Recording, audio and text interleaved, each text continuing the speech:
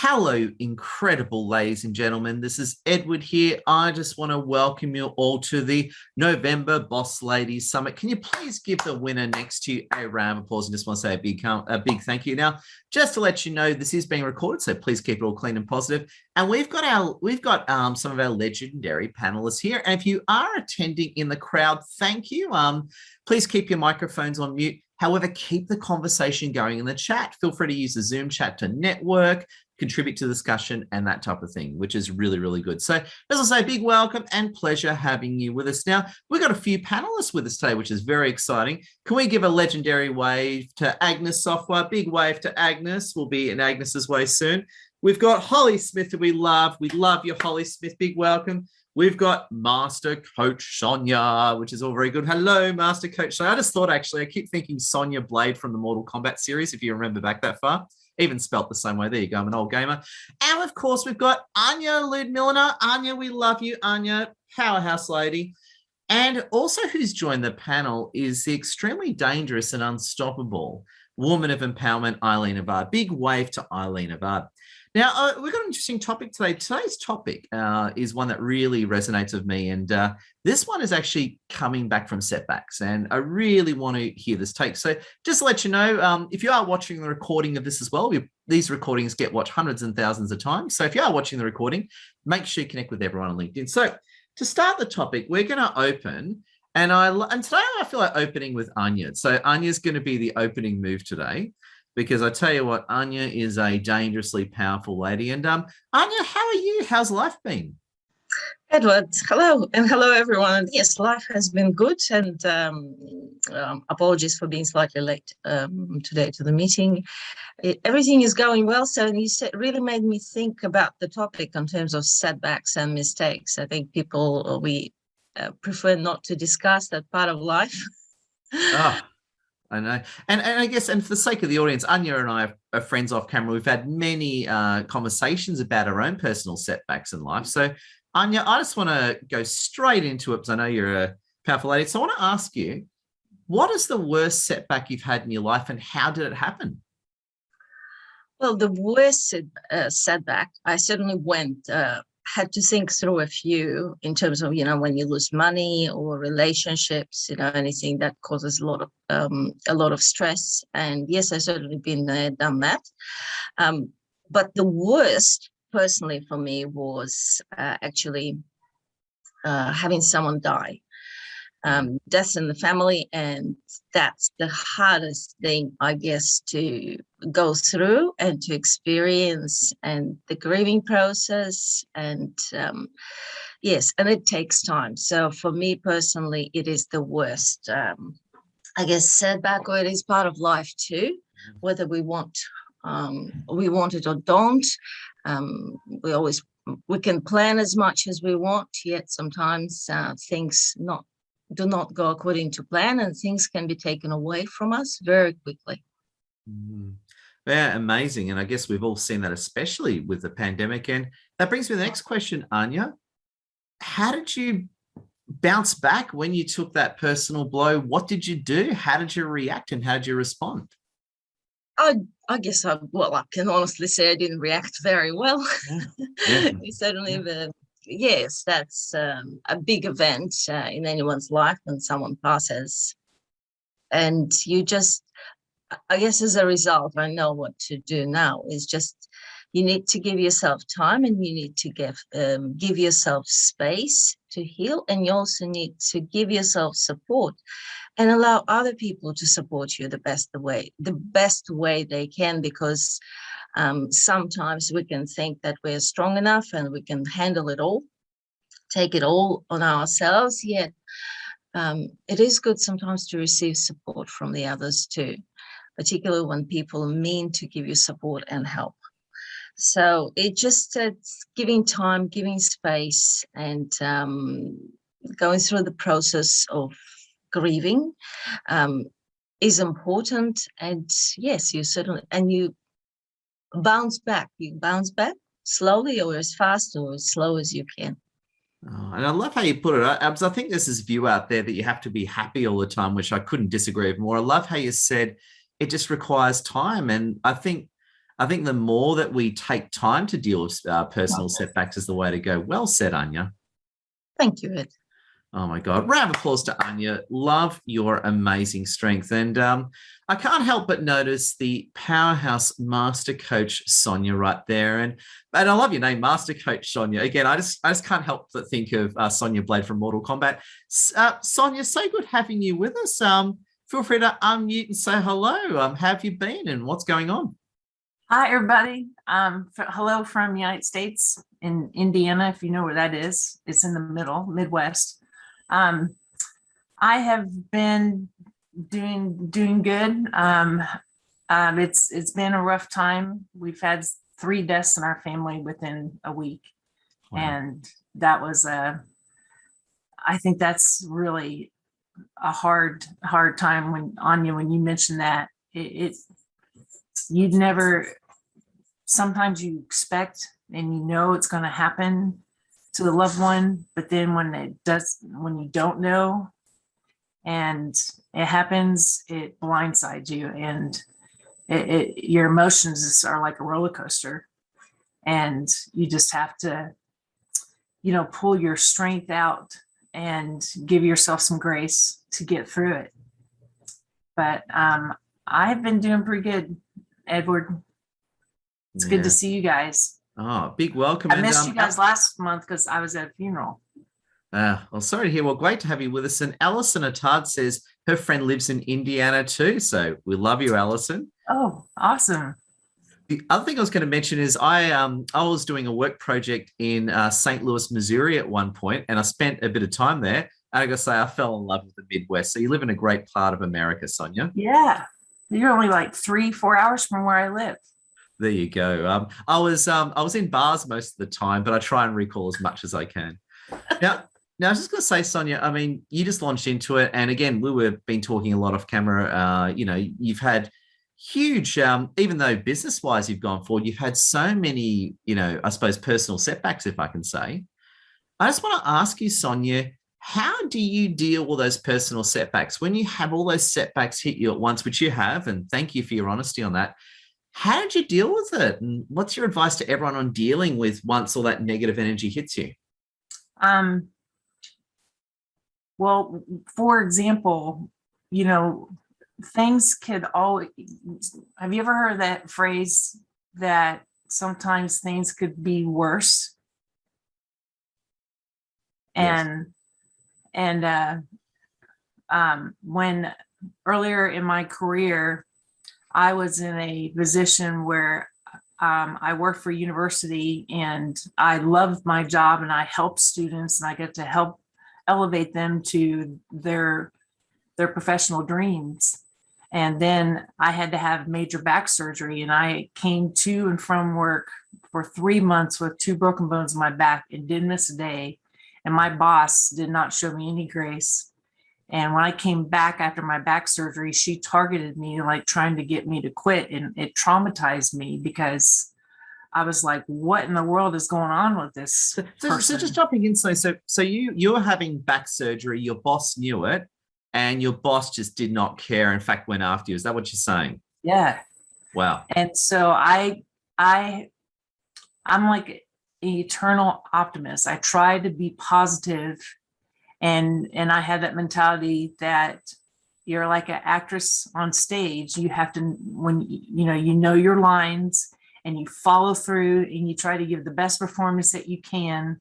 And then when you're by yourself, then you can kind of break down and have that session where you're trying to put all those pieces back together. But when that happened, I started looking elsewhere, and I thought, surely it's not going to get worse. Well, I got into another job that I didn't vet the company. I have networked, got the job because of knowing 2 friends who knew the HR people at this company.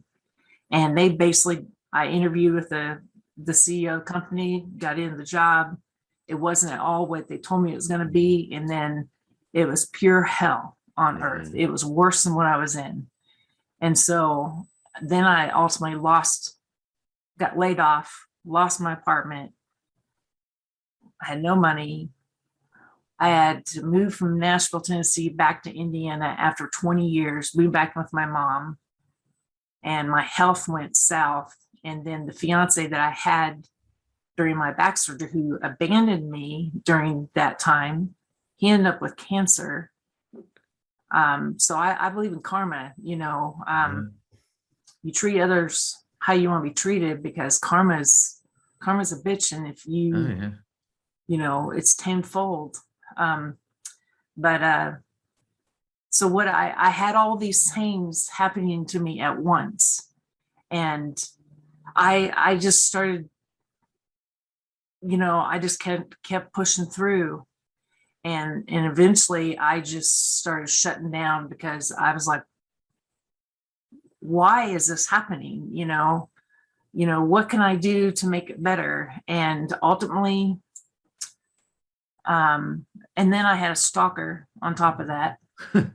Right. So you had everything. So you lost your apartment, back to your mom. Everything was turning on you.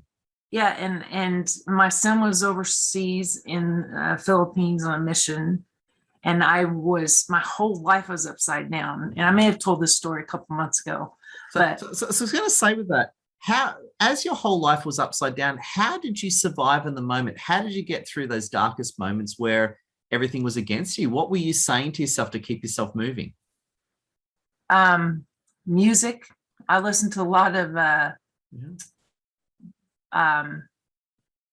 Mumford and Sons, Bon Jovi, a lot of the lyrics, a lot of motivational, read a lot of spirit. I got back into church. My spiritual interfaith, I've always had a strong spiritual belief in there being a greater being than ourselves. And so I started having those conversations, and I started asking for help. Oof. And one day I got down on my knees and I prayed, and my dog Roxy, she was a boxer mix, and she got on the floor with me, and I prayed and I asked God, I said, please send me a sign. I don't know what to do, because I really didn't know what to do. I mean, I was like, I'm not giving up. I am a survivor. No matter what happens, I am not going to let anybody defeat me, because I have come too far in my life to give up.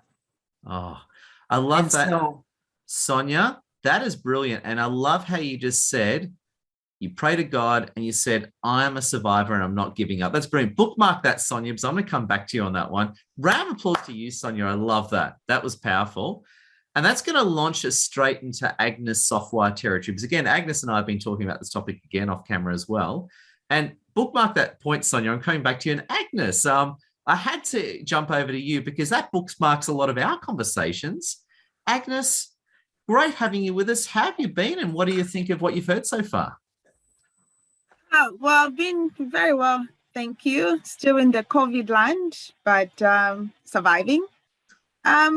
Yeah, quite moving stories. One of them I relate. So it's something that, because I told you that I really struggled. I've shared so much about this topic. So I was like, which one should I pick from? I know.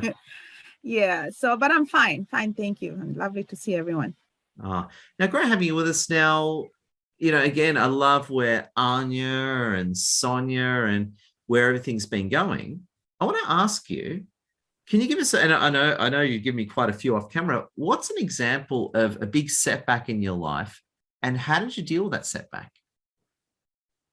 So I have shared the story about my father. Like, nothing can top the death of a loved one. So for me, that will always be the number one. But I thought I shared something different today. So our moving to Australia was something that we came on just as 2 years, and we're going to go back home. So when we are coming here, it was because we wanted to study. My husband was wanted to study. He was a part-time student, paying so much money, and he wasn't serious. So I'm like, we have to go in full time if we want to do that MBA. So where can we go? we said, let's go to Australia because it's closer, because, you know, international qualifications are favored back home. So we decided to come here. And I had high hopes. We were actually approached by somebody to come here. These universities are selling themselves in places like where I come from. So we were approached to come. And when we came, I had high hopes. You know, I had a very good job. I was working in the tax office as a tax auditor. My husband was working as a tax auditor as well as a tax manager. And then they were like, oh, with your qualifications, you'll be lining up for jobs. Like, you know, you don't have, I'm like, oh, okay, this is good. So we put our furniture, our house, everything back home on hold. We are coming back after 2 years. We are going to work, took unpaid leave, and came to Australia, where we had the shock of our lives because our qualifications could not be recognized in Australia. That was a setback for us. Yeah. We kept, I can see Anya, who comes from a Russian background. I can see her nodding with complete understanding there. Like, continue, Agnes. Yeah, only a Russian would totally understand that. So continue, Agnes. It was a huge setback, Edward, because we were told that when you go, you'll be lining up for jobs. And there were jobs, a lot of them, but we couldn't even get an interview, nothing. And I looked, because we bought our return ticket. I looked back on my ticket several times. I'm like, should I choose between me and my kids going back home? I had a good life at home, very good life. Yeah, you were lied to. Should I leave they lied to you. Yeah, should I leave him and go back home with my kids? And it was a really difficult time to think. And in the end, I had to put everything down, and we stayed. And, 18, 17 years later, through hardships, and somehow we managed, and I'm here today. Yeah. So apart from my father's death, that, would forever be number one. This has been the second thing that has really hit me. Anything else I can fight for. Anything else that I've gone through in life, I can fight. Just on that, just one quick question. And by the way, I understand, so I come from a Iranian background, and the same thing happened to my dad. He was a physiotherapist in Iran, and Anya knows where I'm going here. And in Melbourne, where he drove trams. So at the end of the day, Iran, Russia, I'm sure Africa, same deal. I just want to ask you, Agnes, when that happened, when you realized, hang on, we've kind of messed up, our life's not working out too well here, and we were lied to, our qualifications don't work. How did you get through that difficult moment? What were you saying to yourself in that exact moment to keep going and obviously succeed as you did? Just few months crying a lot because I had no job. All of a sudden I was a stay-home mom. I've worked ever since I finished high school. Yeah. I was a stay-home mom, and I was crying, going back to my ticket, tossing back. Should I go? I mean, all I did was get a taxi and go to the airport. Should I go back home? But then afterwards, I was like, Agnes, you have to tough it up. You picked yourself up after your father died. You have to do something. So I faced reality and did a bit of manual jobs. I did a bit of manual jobs to sort of get back in the system. And I did volunteer work in admin work. And after about 6 months or so, I landed my first job in Western Bank of, which one? Westpac, not NAB. Westpac. Cool. Yeah, so Great bank. Yeah, Westpac. So I landed my first job. Westpac, worked for Westpac for about a few months, went on leave, then joined NAB, where I worked for about 6 years. So I had to pick myself up and face reality, like, it's not happening, it's not working. It's either you go back or you make with what you have. And most of the people just thought, Agnes, you can do this, you can earn money, but it was a struggle. And my first shift at one of those manual jobs, I think I cried the whole shift, went in the toilet, cried like I can't see myself doing this. I had a very good life back home, but life happens, and you just have to make the best out of it. Oh, powerful, Agnes. Can we give Agnes a round of applause? Agnes, we absolutely love you. Amazing. I just want to say, great share from Master Coach Sonia. I can relate, Agnes. It took me 18 months to find a job after I earned my MBA to keep getting told I was overqualified. Crazy and amazing. I'll say I love the story so far. And I want to bounce over to the extremely dangerous, strong, bench press, super fitness star, the legendary Holly Smith. Holly Smith, can we give Holly Smith a round of applause? We love you, Holly. Holly, how have you been? I've got to say, I've been loving your Instagram lately. You've been killing it on all fronts. Oh, thank you. Yeah, like, it's funny because I'm like, I love LinkedIn. Like, that's where I am. So IG is a little bit of a it's more like a resume for me. Yeah. I'm not going to be totally honest, but like it is good. Like I have a whole strategy that can be on there, but it's kind of like I love focusing on one thing at a time until you'll never perfect anything, but I just love LinkedIn. I know. And I'm going to say, for the sake of always, Holly and I know each other quite well. Holly is a legendary influencer on LinkedIn and more, and a fitness global star. And Holly, I've got to say, you've absolutely powered through the past few years. And I just want to ask you, Holly, can you tell us about a big setback in your life and how you reacted to that situation? Yeah. So yeah, I thought about, like, obviously I've had, like, not obviously, but like I've had a lot of times where I thought, yeah, that's probably like the same level. And yeah, obviously like people like passing away and going through that kind of thing. But I think one of them, to me, they're all on the same level, I guess, of I'm trying to think of a word. Anyway, so what happened to me was, I guess this is why I created BizFit, because to prevent burnout, right? So I was working, this is, I guess, my burnout story, but it was just such a tough time because it was just such an emotional roller coaster, right? But anyway, so I was working at 3:30 in the morning. I would go to my first PT job. I'd go to a 9 to 5 job working in real estate, and then I go back to a PT job, and then I work out for an hour and get to bed by like 9:30, and then do that every single day, 6 days a week for months. Can't even tell you, 5 months or something. Anyway, but like I was only 18 or 19. I was like still really young. So I was like at the time, and like I have always had a really good work ethic. But like I just did it because I was only learning $11.50 an hour at my real estate job, and I was running the whole office. I was doing admin, all the property management. I was doing sales associate roles. I was doing about 100 cold calls a day. I was door knocking about like 80 houses a day, like full on. Anyway, so it was like a really full on job, but like I chose to do that. Like I didn't have to. I could have sat by the desk all day because I just wanted to keep learning. So I'm grateful I did it. Like because I basically learned everything I needed to know how to run a business, right? The back end of everything. So that was really cool. And then I guess the PT, I got fired from my PT role because they couldn't afford to have me. And I was like, what is all this? I'm getting paid $11.50 an hour. I'm like, just got fired. My car's breaking down. What's going on with my life? It was one of those moments, and I was burnt out as well, because I was working these really long days. I was fatigued.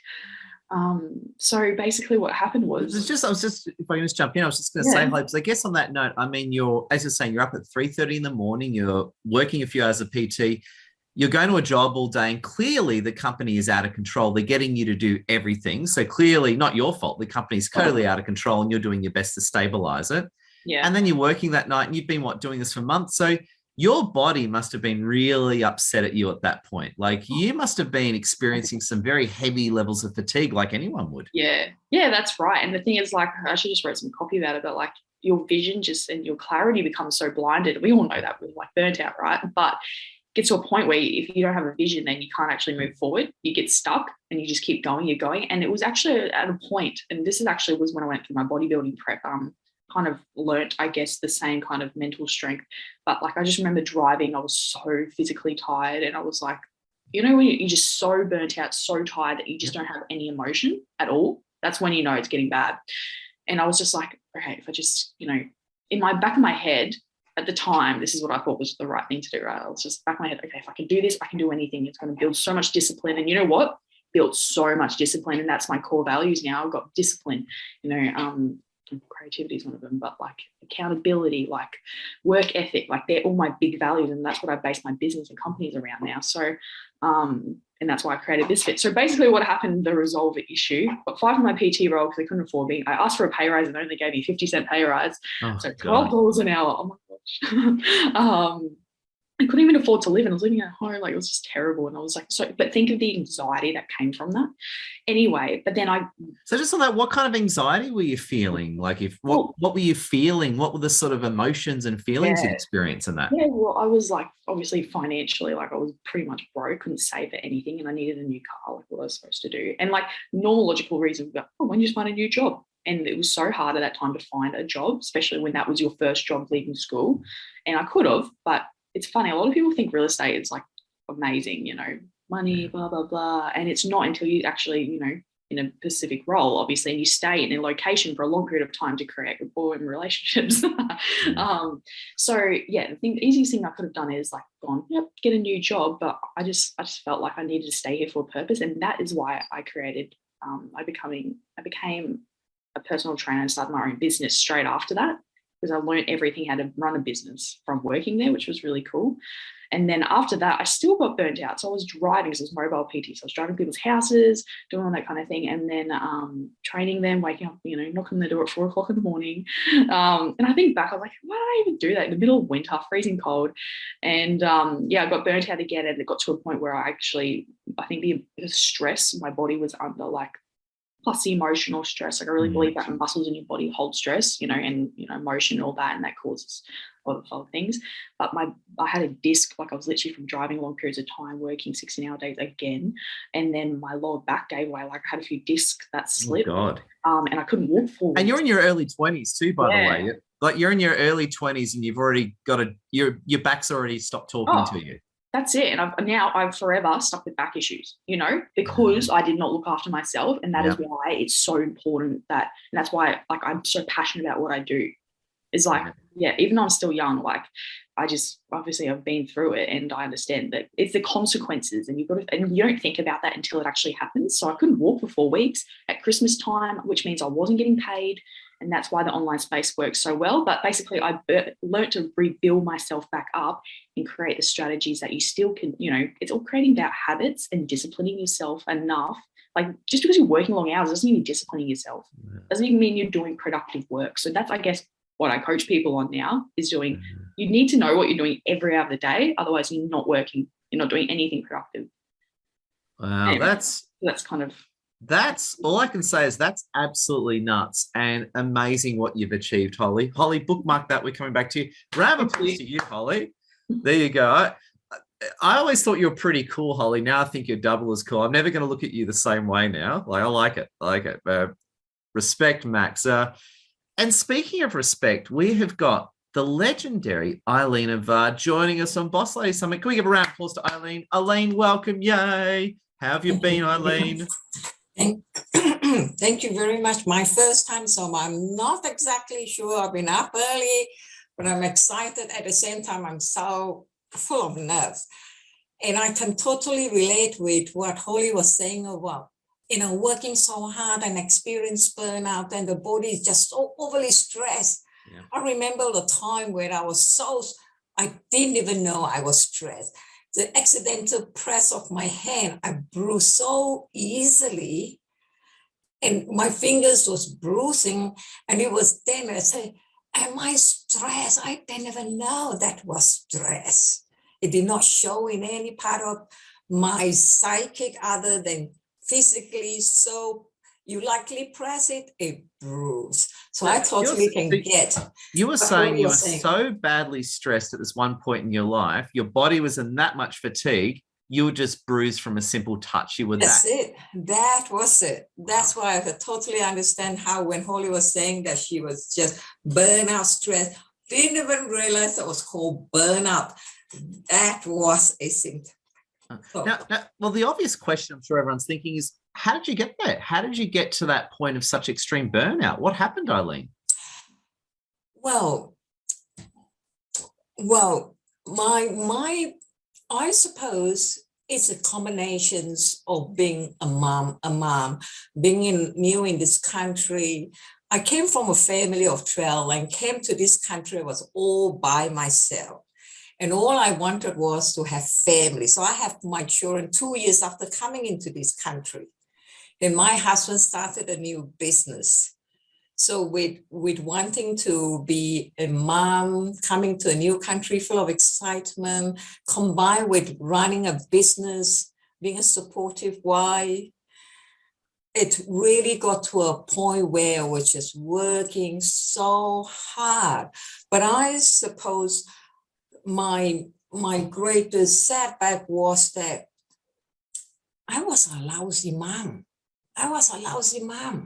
And that was what, I know, I could see all these eyes staring. I said, yes, I was. What makes you, did someone say you're a lousy mum? What makes you think you're a lousy mum? Where did that come from?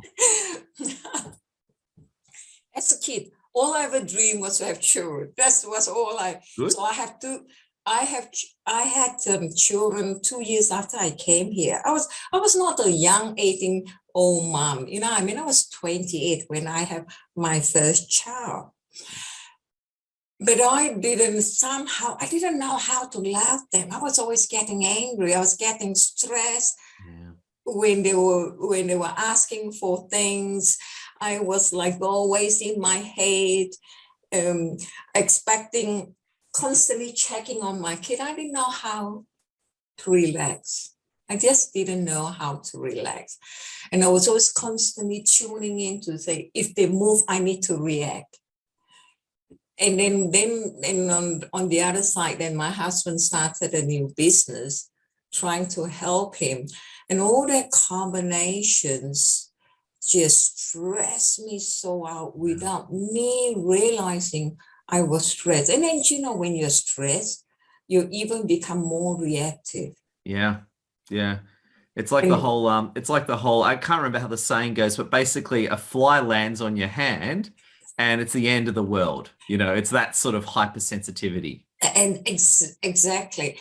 And then you make yourself wrong. Then you say, why can't you get it right? Yeah. And then you look at other people, they're super calm, they're playing with their children, they're laughing with their children, they're rolling in play.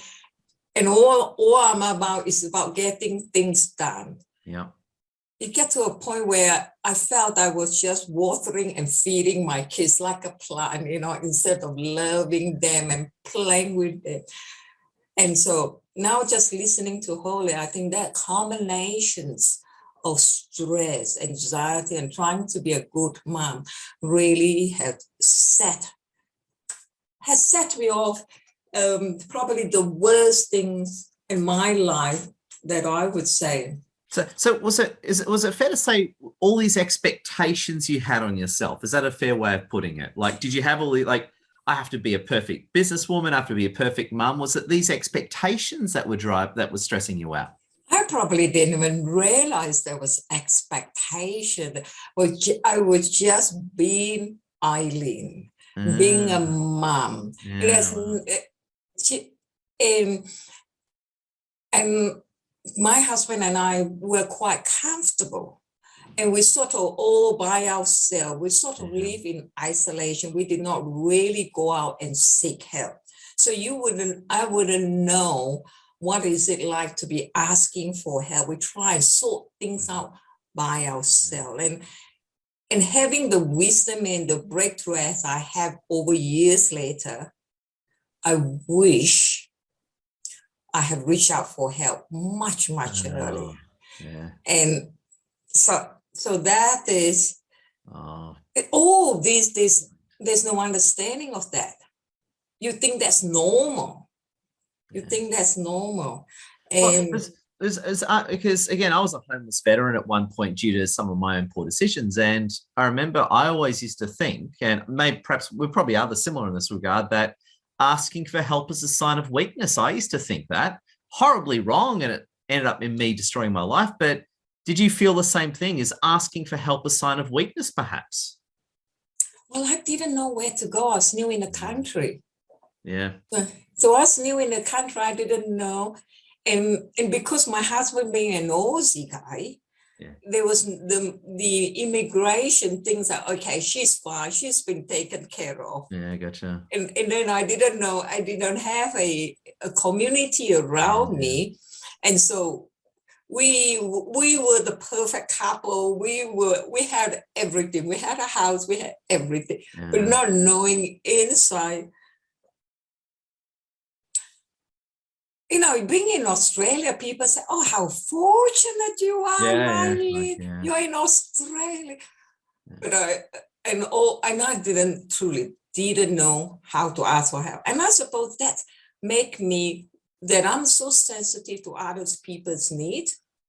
So when I'm hearing somebody's in pain, I just go out and reach out to them because I feel that maybe they didn't know how to reach out for help. So that compensates my years of wanting to make a difference to other people, not to be in the same pain that I have. Noble. Oh my God. Can we give Eileen, I think, a massive love heart? Eileen, can see your pain coming through, and thank you for us. Round of applause. Thank you. Love to you, Eileen. And we're going to come back to you, Eileen. I want to bounce over to wonderful Anya, and we're going to change gear a little bit. Now, Anya, I got to say, what are your thoughts and feelings on all the great stuff you've heard so far? Oh, I certainly heard a lot of great stuff and great stories, and I certainly can relate to almost single story in some way or another. And I guess the common thread for me, what I noticed is, the stress and life transitions, moving countries, and it brings about a huge change and can bring about a fair bit of stress and starting over from the scratch. And when you start over from the scratch, yes, that could be a setback. Wow. So, and the setback in your career, setback in money, and also adjusting period, again, giving yourself time and space. And it's, yes, everything what ladies have said so far is very relatable. And but what Eileen said, I guess it really touched my heart. I haven't met a perfect parent or a perfect child. And I haven't met anyone who lived a perfect life. And I mean real life, not the life on Instagram that we see. Yeah, not Instagram selfies. The real life. Yeah. Sometimes I guess once we let go of expectations or wanting life to be perfect and embrace life as it is with all its goods and bads and pluses and minuses, we can make things much easier and enjoyable for ourselves, so we can start actually living life and not and doing our best with what we have, because Eileen is absolutely right. We only have so much at the time, and we also know what we know, so we do our best at any point of time with what we have and what we know. And if we know better, we do better. Now, so I was going to ask you, that brings me to the key question. To anyone watching or listening to the recording or live, to anyone listening that has really got a big setback that's hit them right now and they're in that thick of it, what would you like to say to them? Well, I guess something simple, number one, is that let's remember that everything is temporary. And when particularly bad things happen, it feels like it's going to last forever. And it will never finish. However, it will. It's just we go through a particular life period, or there's a patch, and we go through storms, like a ship in the sea, and sometimes we may lose direction, yet we are the captain of that ship. And we can't control the weather, but we can control, to best ability, our own ship. And another thing I can say is that, actually, that's a Russian saying. My mom used to say, the harder life beats you, the higher you jump. She told me, be like a rubber ball. The harder life beats you, the higher you jump. like the rebound, like the harder like the a rebound, ball, yes, like you bounce. the harder you rebound. Almost like yes. So yes, that's I often remember that when things don't go according to my grand plan. Yes, and it's temporary. Things, yes, difficult things are part of life. Wow. And if we learn to embrace it and be okay with some things, and maybe even see some things as beneficial for us in some way, maybe long term, then it can help us get back on track. Brilliant. Anya, that is well said. Give Anya a round of applause. Absolutely loved it. Thank you. And I want to bounce over to Master Coach Sonia. Master Coach Sonia, love what you're telling us before. What are your thoughts and reactions to all the great things you've heard so far today? I definitely can relate to almost everyone, because, we all go through life transitions, and, we have, those moments in time where we have to just try to tough it out or push through, and may not know why it is the way it is. But like I was telling Agnes, that a lot of times when bad things are happening, it's usually out of our control, or it's people who are mistreating you or misleading you, or just mean or fickle, because human beings, we're fickle, we're not predictable. And so, I think that point, and then back to, Holly was talking about burnout and being stressed. And I as Eileen, when you're talking about, as a parent, trying to be superwoman, trying to do it all. And,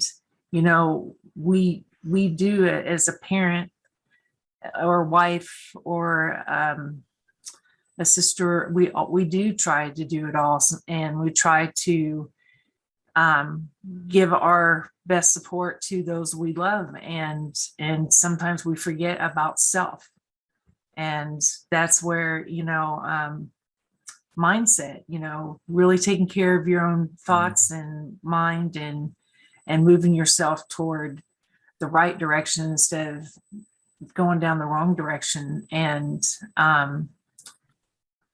go back to Holly, though, I wanted to mention that, when you do start feeling the physical effects of burnout and stress, and your body's starting to shut down, that is fight, flight, or freeze. That is scary stuff. I've been through it. I almost had a heart attack a couple of years ago and almost died because I did not listen to my body. And that's one thing that we have to really be cognizant of, is listen to our bodies, because if something's going wrong in our life, it's usually because it's not maybe the path that we're supposed to be on. And our body is telling you, like, hold up, stop, take a break, regroup. And so on that, Sonia, you glossed over something quite a bit. You almost had a heart attack, so you could have died from that. As you were working up to that heart attack you averted, what did you feel like? Like, did you feel chest pain? Like, what was happening in your body that made you think, I might die here? What was going on with you physically? The fight, flight, or freeze. I was in the freeze mode. Like, when I would go into work, I worked in HR for the government, and I felt like the room was closing in on me and I couldn't breathe. Wow. And I was really paranoid that, I was going to get yelled at or something was going to happen, even though I knew I did what I was doing what I was supposed to be doing. But, my mind was just racing. It was like a train, like a runaway train, just, going faster and faster and faster. And So then was it like you're anxious? You'd think about weird stuff. I've been there, by the way. You're anxious. Were you thinking about weird stuff all the time? You're worried about everything. Was it kind of like that? Yeah, and your heart just racing, and even your appetite and trying to eat. You can't keep food down, or you just feel nauseous. I mean, I remember one time for drinking a bottle of Maalox every day before work, because my stomach was so upset. Wow. And it was just so stressful that your physiologically, your body is just screaming at you. And then mentally, emotionally, you're trying to keep it together, but you can't really react. It's like slow motion. You And basically described me before I became a homeless veteran. So that was, again, this is about you, not me, but that was my lead up to becoming a homeless veteran. I want to ask you the key question, having been a character that's gone through this myself. How did you stop that process? How did you avert this runaway train? What did you do, and what do you say to anyone listening to avert that process? I didn't. I wound up a homeless veteran, so I failed to avert it. How did you avert it, and what do you say to anyone listening? I was homeless too, Edward. I know the feeling more than once. And it's not until I almost had my heart attack that I finally took care of myself.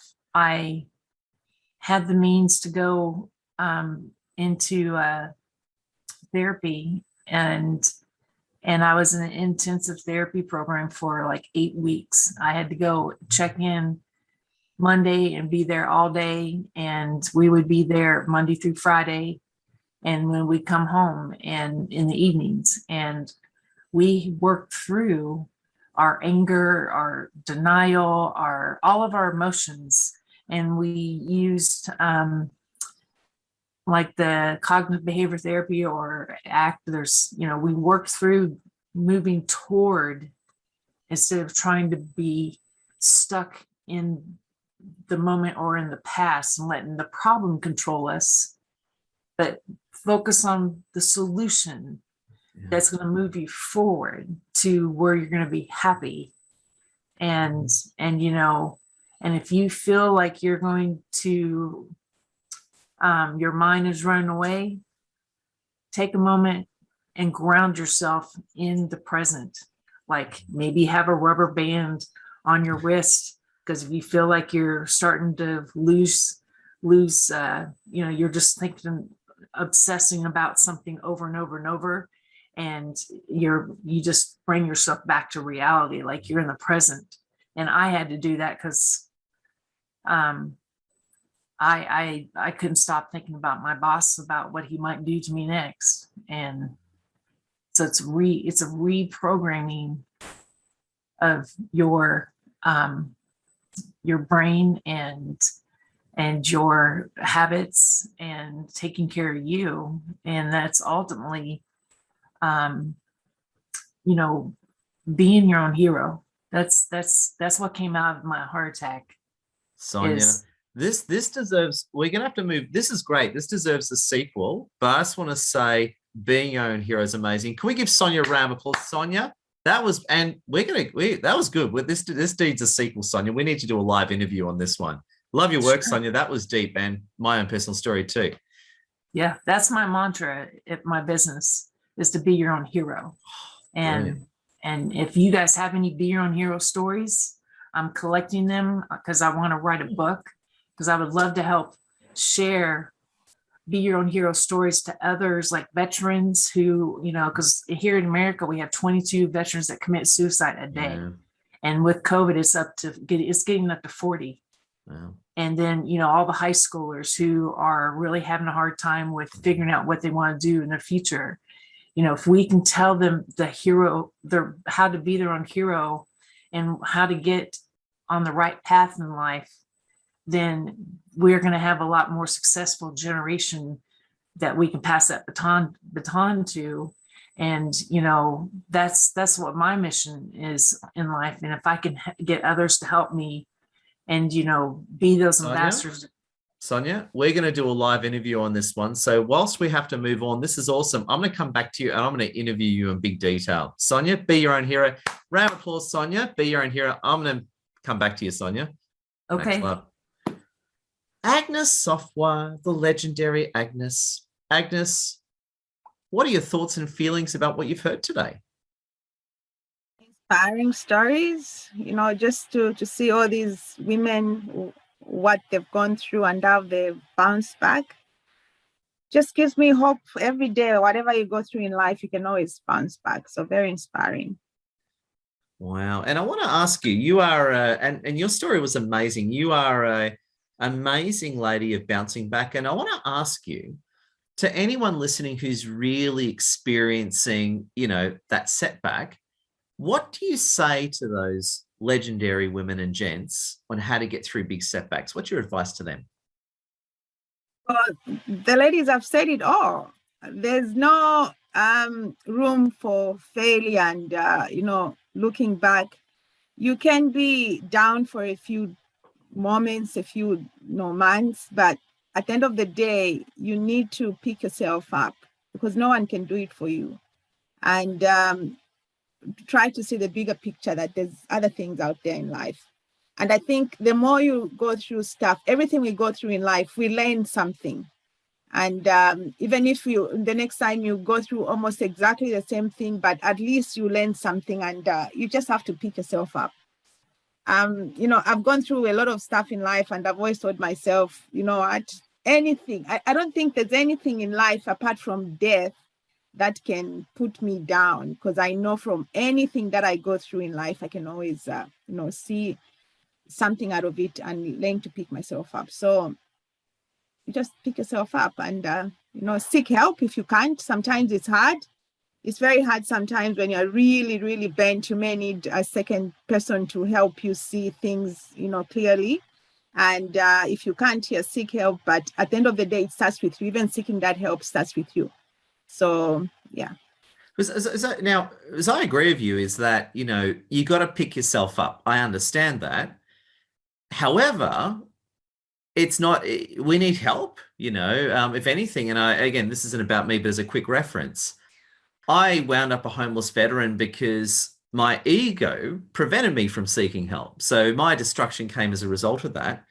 What do you say to people that are afraid of asking for help? What do you say to those people who have trouble asking for help? They need to trust the process, and trust, like everyone, that all the good stories that we've heard, it had to begin from somewhere, because you cannot, especially if somebody is an adult, you cannot drag them to do something that they don't want. So you see all the success stories, at the end of the day, they just have to try to trust that person, or trust the process, that, I will get through this. I know it's going to be tough at the beginning, but I need to give it a try. So try to just see how you go, and, seek help from the second person. If the first person doesn't give you what you think you want, go to the second person, and until you find the right fit, you will get there. Agnes, brilliant. Agnes, you're a powerhouse lady, and I'm glad you stayed in Australia. Thank you, Edward. Oh my God. Round of applause to you, Agnes, and I really appreciate it. And an honourable mention as well. I interviewed Agnes, I think about a month ago. So if you're interested in the Agnes interview, send me an interview. Agnes goes very deep. So Agnes, an absolute pleasure. I want to bounce over to amazing Holly Smith, and then we'll finish up with wonderful Eileen Vard.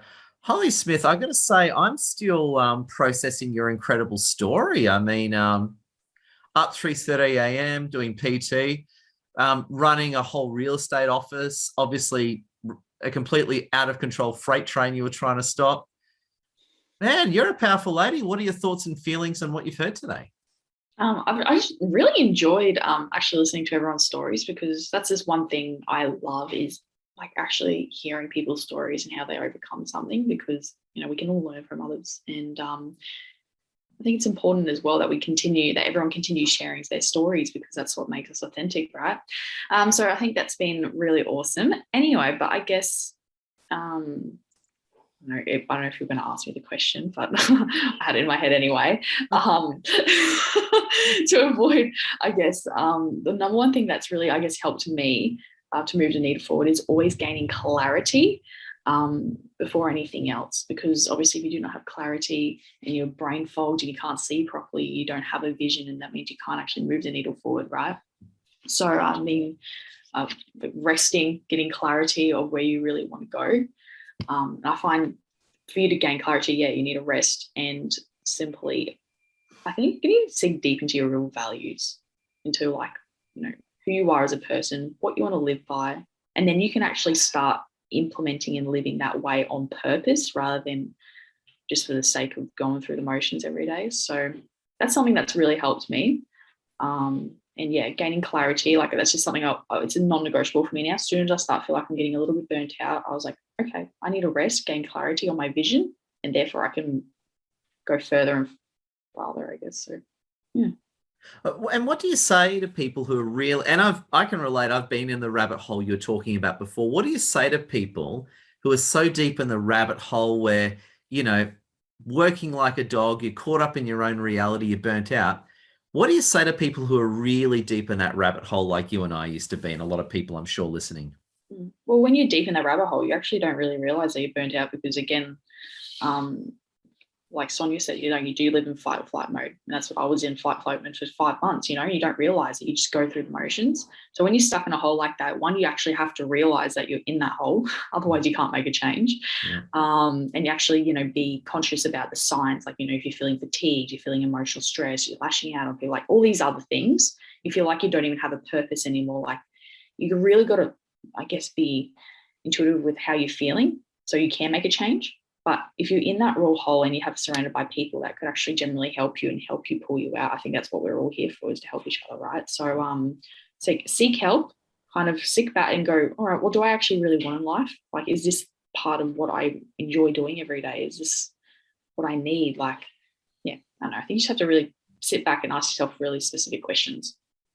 And I suppose it's, as you said before, it's okay to say no. It's okay to say stop. It's okay to sit back and reflect. You don't have to work like a dog 18 hours a day. Yeah, and it's not really as simple as like, okay, I'm going to stop working. I'm going to do this. I'm going to do that. But it's because we'll just put that on the back burner. And I know busy people so well because that's all we do is put, I'll do that when I can start eating healthy and exercising once work dies down. But it probably will never die down. Yeah. What would you do if you got 10x busier? That's one question I ask everyone. They're like, well, I don't know what I do actually, because you don't have a plan. Yeah. So have a plan. Sit back, develop a plan, think about what's important to you, yeah? That's exactly right. Holly, incredible. Round of applause to you, Holly, and absolutely amazing. And we're gonna finish the legendary Boss Lady Summit with the amazing Eileen Vard. And Eileen's been so patient. You're the last character. You've been absorbing everything and processing everything. What are your thoughts and feelings, Eileen, of what you've heard over the past Powerhouse Hour? Oh, this is so amazing. I like what Anya is saying. Life is temporary. It will all pass. It will pass. And what also like to say, you are the captain of your own ship. You control your own destiny. And when you are in a rabbit hole, you do not know you're in a rabbit hole. But the moment you realize you're in the hole, it's time to get out. And when you are on rock bottom, you realize you're rock bottom, then you know the only way out is up. So I really love that you're the captain of your own ship. And it's like, for me, when I realized I was in rock bottom, how do I need to get out? And it's like, what I now know, what I didn't know then, is to now ask for help. But I also get that people sometimes don't know how to ask for help because they don't know how to language it. They don't know how to describe their emotion. They're so in it. If they already know, they will know how to explain. And sometimes that's the whole issue, that we don't ask for help. It's not because we don't want to ask for help. And then if you're with people like Edward or the ladies here and all the people here, they're so intuitive. They can sense it and they reflect it back for you. And then you say, aha. But until then, unless you have the language, it's so difficult. So I love surrounding by this group of people. I hear, I didn't even know that I was being the superwoman. I didn't even know I was being the perfect. Oh my God. Just on that one, just on this one. And obviously, even though I'm a Persian guy, I know, I got quite a few insights into Asian civilizations. I got the impression from before that you were just that superwoman. You were just expecting so much from yourself. And I can see Sonia and Anya going, yeah. You were just expecting so much from yourself. You just went insane. You're like, well, I'm not like 100 out of 10 mom. I'm not doing this. And you just you lost it. I don't blame you for that. It seems like you put these superhuman expectations on yourself that no one on this planet that can achieve. Doesn't matter. It's now all okay. I can now relax. I can have fun. I'm not, you know what's going to be my test? If my hand does not, bro, that's my testing now, my stress test. There you go. So now it's okay. We can play, we can roll in the snow. Now I want to ask you, and I suppose this is a closing thought as well at the same time. I'm going to ask you, Eileen, to those who are really deep in the rabbit hole, and again, a lot of us have made reference to that, right? For those, I mean, it's all right. We're all winning now. We can all sit here on a Zoom and go, how awesome life is because we're all winning, right? And we are, which is great. But I want to ask you, Eileen, also as a closing thought too, what do you say to people who are like the Holly, like the Agnes, like the Sonia, like the Anya, who are right at the bottom of that rabbit hole? What do you want to say to those people who are right at the bottom of the rabbit hole? What do you do then? What do you say to them, Eileen? For people who are in the rabbit hole, they must have known that they are in the dark. And the moment they realize that, seek out and ask for help, it's okay. Rather than continue being in the dark, trying to find your way out is so difficult. It's okay to have a mentor. It's okay to have a coach.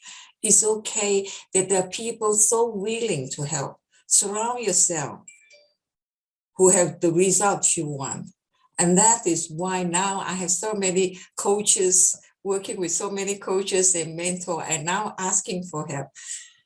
It may look a little bit difficult and embarrassing, but it gets easier. It's certainly much easier than trying to figure out things yourself. Reach out, ask for help. Well said. And what a great closing thought to end the Boss Lady Summit. Can we give a round of applause to Eileen? And can we give a round of applause to yourself for listening to the recording and coming? So I just want to say a big thank you. And of course, as well, a final acknowledgement to wonderful Lassie. Lassie's been, I can actually hear in the background, poor Lassie's looking after the kids who I think are ripping apart our lounge room. And this is actually Lassie's concept, so make sure you reach out to Lassie. So I want to say a big thank you, everyone. I'm going to work on the recording now. If you are listening to the recording, this make sure you connect with everyone. So stay tuned for the future announcements. Everyone, feel free to unmute, give a round of applause, and thank you, everyone. Thank you, everybody. Thank you. Yeah, thanks, everyone. It's fantastic. Thank you. Thank you. Bye. Thanks, everyone. Thank you.